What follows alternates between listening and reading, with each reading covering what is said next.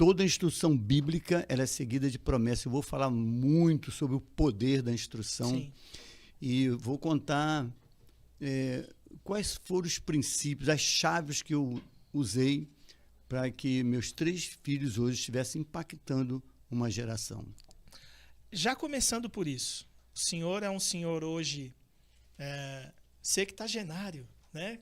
72 anos Daqui a de pouco idade. fazer 80. Não parece, tá? Tá super bem, né? Isso também Vivo, já é sinal. vivo. Isso também já é sinal Da bênção. da bênção de Deus. Verdade. Mas o senhor teve uma família grande para os padrões sociais hoje. Acho que na época do senhor não era comum.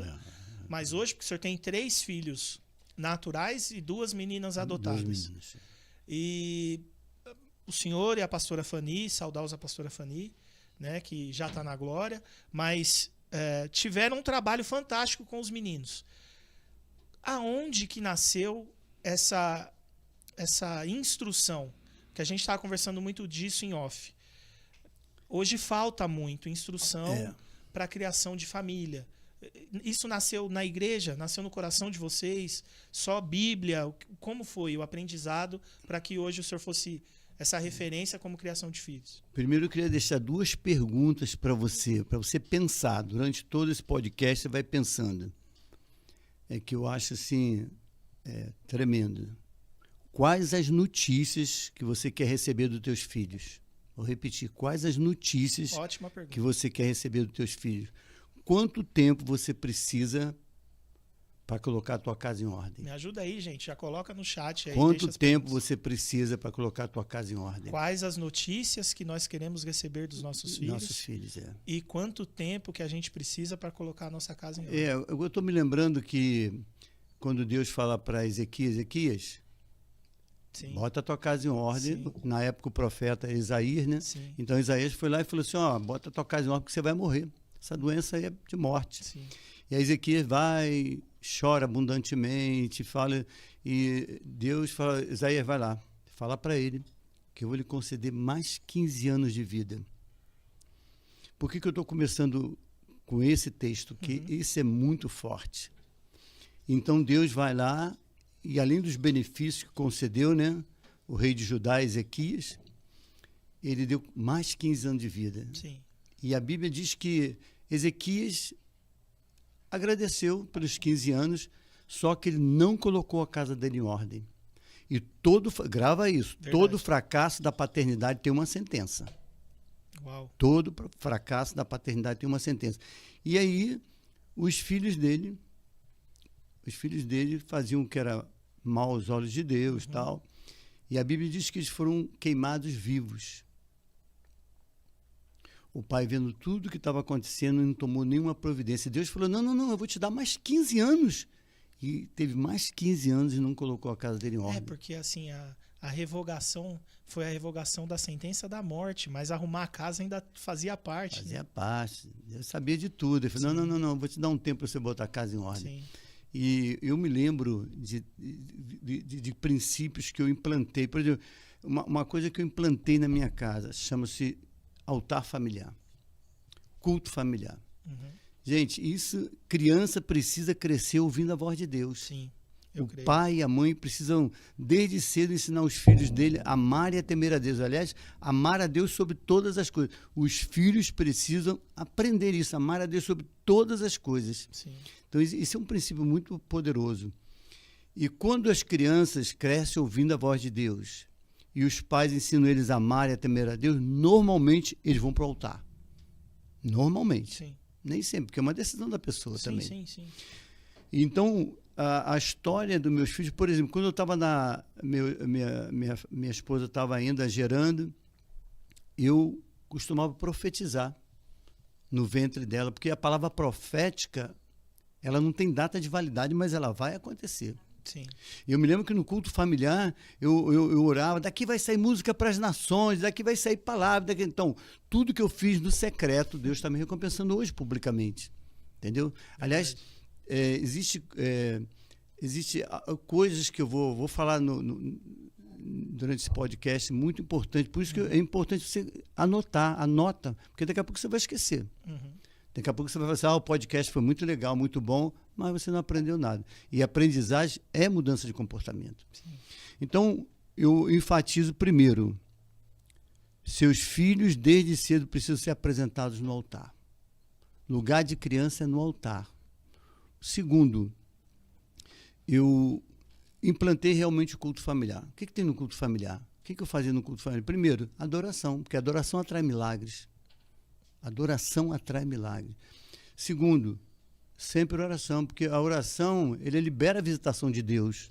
Então, você imagina as crianças desde cedo lá, aquele momento de comunhão, né, momento de mesa, e a gente compartilhando. E uma coisa interessante, pastor, que eu descobri as habilidades dos meus filhos no culto familiar. Impressionante. E quando eu descobri as habilidades dele, eu investia. Por exemplo, o meu filho com 11 anos, ele escreveu 3 livros, esse que é jornalista, o Daniel Brunet. Escreveu 3 livros com 11 anos. O Marquinhos, desde cedo, era um profeta. Ele falava uma coisa para mim, eu falei, meu Deus, o que é isso? E depois ele falou, pai, eu quero tocar violão. Eu fui lá e comprei um violão, investi lá. Depois o Thiago, para você ter uma ideia, ele toca todos os instrumentos. Ele é baixista. Eu fui lá e comprei um baixo para ele. Então, uma coisa que ajudou muito o crescimento deles foi o culto familiar. Eles cresceram realmente ouvindo a voz de Deus. Né? E ali, como eu falei, eu liberava a palavra profética, às vezes ungia eles. Eu me lembro que algumas vezes eu celebrei a ceia com eles. Sim. Então era um momento assim muito especial, um momento assim, de visitação de Deus. Mas assim, o senhor já foi presidente de igreja, foi líder, pastor oficial e primeiro pastor de... Mas no início eu não era pastor, não. Exato, e esse é o ponto, porque muita gente pode dizer, ele está falando isso é fácil, ele era pastor. Não. Veja só. É nisso aí. Para não ficar um negócio assim... Eu vou falar uma coisa. O eclesiástico que ajuda. Né? Não. Eu comecei a entender que quando eu cumpro princípios, Deus cumpre promessas. Desde cedo eu entendi isso. Quando eu cumpro princípios, Deus cumpre promessas. O senhor diz desde cedo, assim, converteu, já comecei a entender isso. Entendi. Por exemplo, quando eu me casei, logo que eu me casei, tive meu filho, a primeira coisa que eu fiz foi apresentar no altar como tudo eu fazia conforme está escrito na Bíblia. Sim. Jesus não foi apresentar lá? Sim. Eu também apresentei ele na igreja. Sim. Você entendeu? Por exemplo, o maior e o melhor presente, anota isso, pai, você que está aí nos acompanhando. O maior e o melhor presente que você possa dar para os teus filhos chama-se tempo de qualidade. Isso gera segurança emocional na vida dos filhos. Porque muitas pessoas me perguntam, mas pastor, como é que o senhor está... o senhor tem 3 filhos, estão impactando uma geração, qual o segredo? Não tem segredo no reino de Deus, tem princípios. Então, eu cumpri os princípios, eu vou repetir de novo, eu cumpri os princípios, Deus cumpriu os problemas. O primeiro foi isso, implantar a cultura do reino em casa. É legal o senhor falar que não tem segredo, porque parece que é algo escondido, que só poucas pessoas têm acesso. Todos têm acesso. Exato. Então, eu comecei a entender que a Bíblia Sagrada tem ouro. Quanto mais você cava, mais ouro aparece. É impressionante. É isso aí. É um livro da sabedoria. Sim. Eu falei, cara... não, eu vou fazer tudo que está escrito nesse livro aqui. Então, como eu tenho que criar meus filhos? Tem um modelo na Bíblia. Sim. Tem um modelo. E por isso que eu arrumei aquela frase, arruma tempo para gastar tempo com o dono do tempo. Vou repetir, arruma tempo para gastar tempo com o dono do tempo. É desse jeito. Eu comecei a entender que eu tinha que priorizar o reino. O que é isso, priorizar o reino? Eu estou dando bastante instrução. Você vai notando que eu estou falando aleatoriamente, mas eu estou falando dos princípios. Eu vou voltar à cultura do reino. Eu implantei a cultura do reino na minha casa. Por exemplo, de manhã, o que eu faço de manhã? Por exemplo, hoje, o que eu faço de manhã? Eu acordo, a primeira coisa que eu faço é me ajoelhar e falar com o Todo-Poderoso. Reconhecer a soberania de Deus, o governo de Deus, a autoridade de Deus. Porque isso é uma questão de inteligência, né? Não é questão de religião, não. Por exemplo, se Deus me deu capacidade física, mental, emocional, profissional, me deu uma família brilhante, como eu vou falar no meu WhatsApp? Como é que eu vou mexer no meu tablet? Como é que eu vou falar com outra pessoa? Não, eu reconheço a soberania de Deus. Então, você imagina que a Bíblia diz lá em Provérbios 8:17, eu amo os que me amam, e os que cedo me buscam, me acharão. Eu descobri a importância de você estar debaixo do favor do Senhor. Eu entendi. Como é importante Uau. você estar debaixo do favor do Senhor. E aí são coisas que eu fui aprendendo com a palavra. Fui aprendendo. Mesmo antes do cargo. Sim, claro, lógico. Antes de ser pastor, ser ordenado. Sim. Não, porque eu foquei na família. Eu sempre fui um homem de priorizar a família. Então, voltando. Primeiro o reino de Deus. Ó, a Bíblia diz lá em Mateus 6,33. Quando o homem entender isso, você que está nos ouvindo, quando você entender isso, você vai ver que essa é uma chave revolucionária. Buscar primeiro o reino. Por isso que de manhã... Primeiro. Porque o diabo ele gosta de investir no importante. O que é o importante? É você... Por exemplo, você quer ver quantas pessoas já acordam de manhã? Estou atrasada para ir para o trabalho, para a escola, tem que fazer isso. Não. A Bíblia está dizendo o seguinte, a instrução é essa, primeiro o reino e a sua justiça, e depois as outras coisas vão ser acrescentadas. Entendeu? Sim. Você está entendendo? Quando você cumpre o princípio, Deus vai cumprir as promessas. Toda instrução bíblica ela é seguida de promessa. Então, a instrução é essa, ó, primeiro o reino. Por exemplo, eu retirei da minha casa tudo que não agrada o coração de Deus. Por quê? Eu entendi que toda a minha casa precisava ser santa. Eu precisava tratar da santidade da casa. Por exemplo. Então, eu comecei a tomar alguma... Porque eu estava lendo, eu estava recebendo a instrução. Sim. Entendeu? Então, eu falei, o que eu tenho que fazer aqui? Porque Deus não divide a glória dele com ninguém. Não divide. Ou você é, ou você não é. Desse jeito. Então, eu falei, não, o que eu tenho que fazer aqui? Qual o alimento que eu tenho que dar para os meus filhos? Eu renovava o alimento espiritual para eles. Eu já estava fazendo culto familiar, olha só. Já entendi que eu tinha que implantar a cultura do reino em casa, retirar da minha casa tudo que não agrada o coração de Deus. Eu comecei a ver isso. O que está aqui na minha casa que não agrada o coração de Deus? E eu comecei... E logicamente, o Espírito Santo vai te falando. O Espírito Santo é a nossa maior fonte de ajuda. O Espírito Santo ele vê coisas que nós não estamos vendo. Sim. É o nosso encorajador, né? Sim. Na verdade, é o gerador de energia. E eu Ótima analogia, aliás. E aí eu comecei a entender que se eu cumprisse isso, Deus ia cumprir as promessas dele. Então, aí o que eu comecei a entender? Eu precisava ser um praticante da palavra de Deus, para as coisas fluírem. Em casa. Falei, peraí. Tiago, capítulo 1, versículo 22, ele fala, eu vou gastar um tempo nisso aqui, nessa palavra. Tiago, capítulo 1, versículo 22, diz assim, sede praticantes da palavra, não somente ouvintes, enganando-vos a vós mesmos. Gente, quantos crentes enganados? Nossa, um monte. Quantos crentes estão enganados? Não estão comendo o melhor da terra, não são cabeça, são sempre caldo, nunca estão lá em cima, sempre estão lá embaixo. Então, eu comecei a entender, peraí, eu preciso ser um praticante da palavra de Deus. Aí eu me lembrei... que eu me lembrei daquela palavra de Salmo 112, versículo 1. Sim, que a gente Vem falou cá, em off. peraí. Se toda instrução era seguida de uma promessa, o Salmo 112, versículo 1, 2 e 3, ele tem a instrução e tem uma promessa, né? É feliz aquele que teme ao Senhor e que em seus mandamentos tem grande prazer. Aí vem, essa é a instrução. Aí vem as promessas. Seus filhos serão poderosos na terra. A geração dos justos será abençoada. Prosperidade e riqueza haverá na tua casa. E a justiça de Deus vai permanecer para sempre. Tem mais promessa. Então, você está entendendo que eu falei, peraí, se há veracidade nisso, eu vou cumprir isso. Sim. Depois, eu comecei a me lembrar, quer ver, quem dá instrução? Salmo 32, versículo 8 diz, instruir-te-ei, ensinar-te-ei o caminho que deve seguir e guiar-te-ei com meus olhos. Deus nunca tirou os olhos da nossa família. Sim. Nós estamos nos afastando. Sim. Então, Deus ele tem um amor muito especial.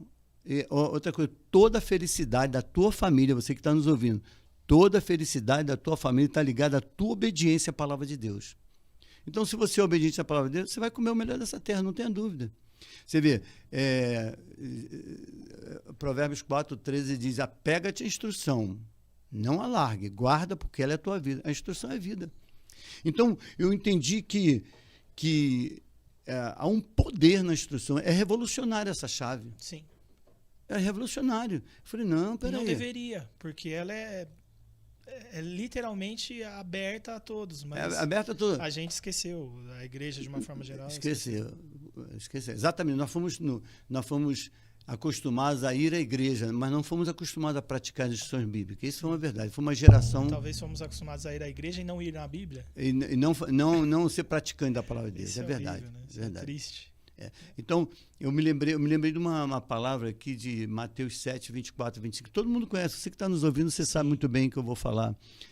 E todo aquele que ouve as minhas palavras, olha só, não tem como ser ouvinte só da palavra, tem que ser praticante. E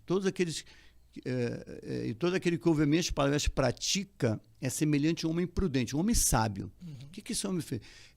A Bíblia diz que vieram as crises, vieram as situações difíceis, vieram as adversidades, as crises financeiras, as crises conjugais, vieram todos os tipos de crise.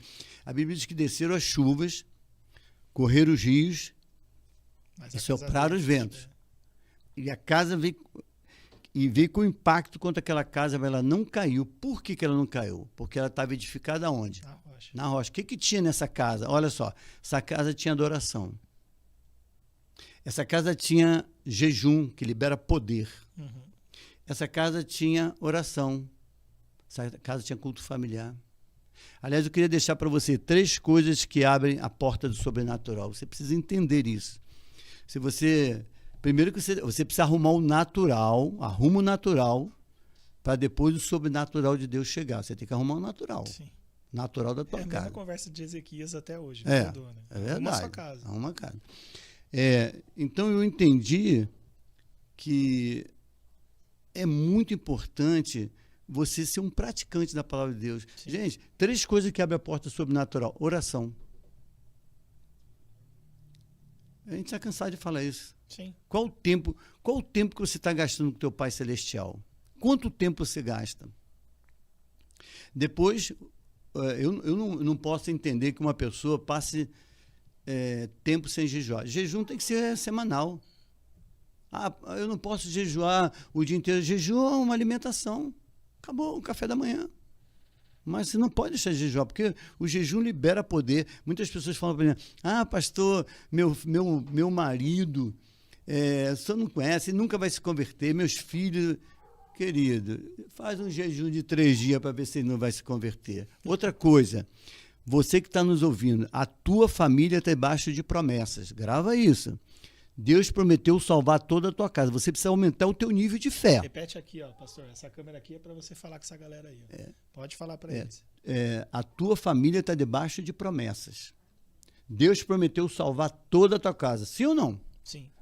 Crê no Senhor Jesus Cristo e serás salvo tu e toda a tua casa. Então, a tua família já está debaixo de promessa. O que você precisa é aumentar o teu nível de fé, porque vai acontecer. Depois, a Bíblia diz que Deus veio para te dar vida e vida em abundância. Olha só, ele falou para você isso. Sim. Outra coisa, ele falou assim, eu te dou a vida eterna. Ele disse mais, estarei convosco até o fim dos dias. Todos os dias, até a consumação do céu. Ele está online 24 horas. Olha só. Você pode chamar ele de manhã, de madrugada, qualquer tarde ele está presente. O Wi-Fi de Jesus não cai de jeito nenhum. Você está entendendo? Sim. Então, o que está acontecendo? Por que o povo não cresce? Por que o povo não está lá em cima? Por que o povo não come o melhor da terra? Então, às vezes, eu me questiono, porque, repito, toda instrução ela é seguida de uma promessa. Então, se você cumpre... Claro que vai vir as promessas. Então, eu queria falar outro assunto muito importante. Então, se a promessa não falha, a falha está no nosso passar a instrução. Claro. Porque se a pessoa entender a instrução, Oséias 4,6, né? Meu povo perece por falta de conhecimento. E o mesmo Oséias vai falar na frente que eu, Senhor, eu não mudo. Não mudo. Então, não faz muito sentido. Se ele não muda e o que ele prometeu vai ser cumprido, então o erro está na passagem da instrução. Lógico. Eu acho assim, que o povo sofre por causa disso. Sim. Porque, na verdade, eu vou voltar aqui e falar, você precisa arrumar tempo para gastar tempo com o dono do tempo. Você que está nos ouvindo, nos assistindo, você precisa arrumar tempo para gastar tempo com o dono do tempo. Eu quero falar de uma outra chave muito poderosa também, que é o poder do secreto.